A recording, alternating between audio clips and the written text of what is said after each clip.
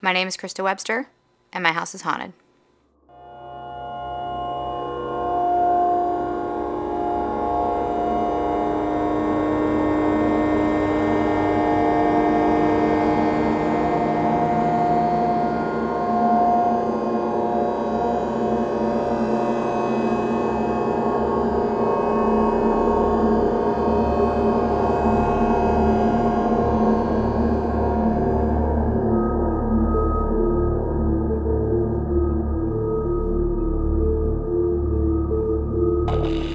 My husband Chad built the house in 2002. Originally this land was all farmland out here. There's no really anything going on with the land. The end of '05 is when Chad started seeing the ghost. We actually contacted some paranormal investigators, and they do a thorough history of the land, and they provided us with all the deeds since 1890. Nobody's ever died here. We started noticing stuff in the house. He noticed a shadow man. I've seen the shadowy figure basically from our bedroom, and have seen a dark shadow shaped like a person walk from right to left, blocking out all the light. In this house, things happen almost every day. I was laying in bed. It was probably 4 o'clock in the morning. I was dead asleep, and all of a sudden I felt like somebody tugging on my hair. The most common thing is we hear footsteps upstairs. We hear him walking up in our bedroom and down the hallway. I've heard the doorknob rattle like someone was coming in really quickly to the bedroom. The next day I heard what sounded like silverware being put away in the drawer. Krista and I were up in the bedroom, and there was 4 investigators with us. So I said, well, could you imitate these knocks? And I gave a knock like that on my nightstand, and moments later you heard a real faint that sounded like it was coming from behind Krista.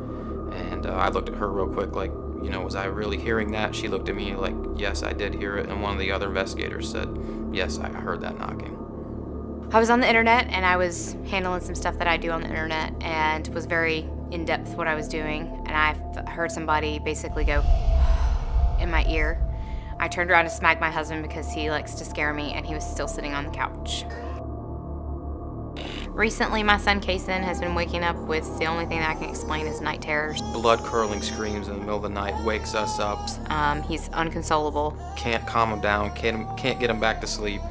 You pick him up, I have to actually turn on a light and physically, make him open his eyes and tell him that it's mommy before he calms down. That's really scary and frustrating that stuff's happening to our kids. I got up in the middle of the night to feed the babies, made their bottles, was making my way out of our bedroom. I opened the door, and I immediately could tell there was a big temperature drop, maybe a 10 or 15 degree drop. Something made me come downstairs, and I came downstairs and I saw the door to the garage was open about the same way. It was open about a foot, and it was freezing down here, and I had deadbolted that door before I went to bed. And I decided I was going to attempt to take a nap. I'd been asleep trying to go to sleep for maybe 10 minutes. I felt somebody basically grab me from behind with both hands. One night, it was Chad's nights to get up with the babies. I had a pretty good night's sleep. Kind of stirred a little bit, woke up, turned my head over on the pillow to check the baby monitor. No sound coming from the baby, so they were asleep. So I laid my head back down, and then I heard a sound, and it woke me right up, kind of scared the crap out of me. And that sound was...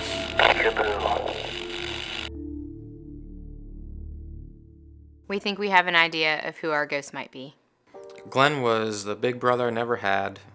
Good friends with him for several years. He became a police officer up in Syracuse, New York. He kind of inspired me to do the same down here.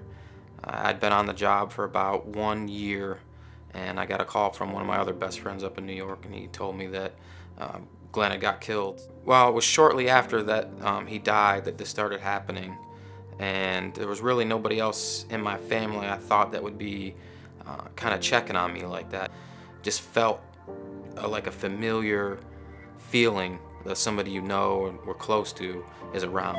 If there's anything you could say to Glenn, what would you say? I'm proud of him. I'm glad to have known him, and if he's here, I want him to stay.